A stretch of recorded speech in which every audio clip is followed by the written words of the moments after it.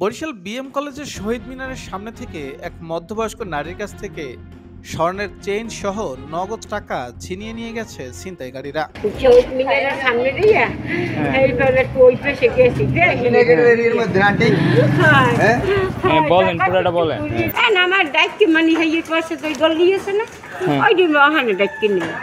এখন লোকজন তো আছে এত আর কোনো দিন পড়ি নে বুঝুন কি এই বড় আন্টি এই আমি এই জন্য জিনিস তারপর কি কম কি কইছে এখন মনেও নেই।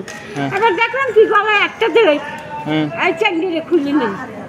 আমি কে তুমি $10 রাখা মানে আমার কোনো ই নেই, তুমি $10 রাখা। এবার কানেও আমি কে কি তুমি আমার কানেরটা খোলার চেষ্টা করো হাঁটা আমার কান কাটতে দিবে। হ্যাঁ কি এরপর আর দেন নাই করে। নতুল্লাবাদ থেকে বাজার করে বাসা ফেরার সময় শহীদ মিনার দেখার জন্য বরিশাল বিএম কলেজ প্রাঙ্গণে অবস্থিত শহীদ মিনারে পৌঁছলে ছিনতাইকারী যুবক ওই নারীকে মা ডেকে ক্যাম্পাসের অডিটোরিয়ামের সামনে ডেকে নিয়ে তার কাছ থেকে তার গলা থেকে স্বর্ণের চেইন ছিনিয়ে নিয়ে পালিয়ে যায়। আজ দুপুর আনুমানিক 12:30টার সময় এই ঘটনা ঘটে। জায়গা ছিল কোথায়? ওই ইয়াতে ওই শহীদ মিনারের সামনে। শহীদ মিনারের সামনে দিয়ে এইভাবে ওই পাশে গেছি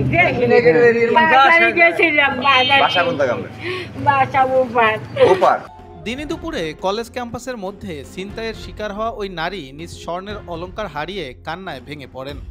এই ঘটনায় ক্যাম্পাসের নিরাপত্তা নিয়ে প্রশ্ন তুলেছেন বিএম কলেজের শিক্ষার্থীরা। তো এই ঘটনা ঘটার পিছনে আমি মনে করি যে কলেজ প্রশাসনের দায়ভার আছে।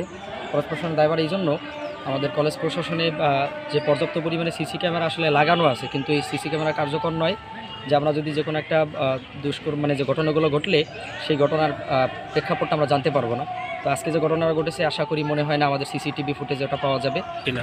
এটা আজকে যে ঘটনা ছিনতাইয়ের ঘটনা বিএম একটা প্রতিষ্ঠানে, এটা খুবই দুঃখজনক এবং লজ্জাজনক ব্যাপার বিএম কলেজ প্রশাসনের জন্য এবং আমাদের সাধারণ শিক্ষার্থীদের জন্য। কিন্তু আজকে যে অনাকাঙ্ক্ষিত ঘটনা আমরা দেখেছি, এই অনাকাঙ্ক্ষিত ঘটনায় আমরা মনে করি বিশেষভাবে সাধারণ শিক্ষার্থীরা মনে করে যে এটা ক্যাম্পাসের কারো হাত নেই, এটা বহিরাগতদেরই হাত। তো এই অনাকাঙ্ক্ষিত ঘটনা ঠেকানোর জন্য আমাদের কলেজে যে কলেজ প্রশাসন রয়েছে তাদেরকে আরেকটু সচেতন থাকতে হবে। এবং তবে বিষয়টি জানা নেই বলে খোঁজ খবর নিয়ে আইনগত ব্যবস্থা গ্রহণের কথা জানিয়েছেন বরিশাল বিএম কলেজের অধ্যক্ষ।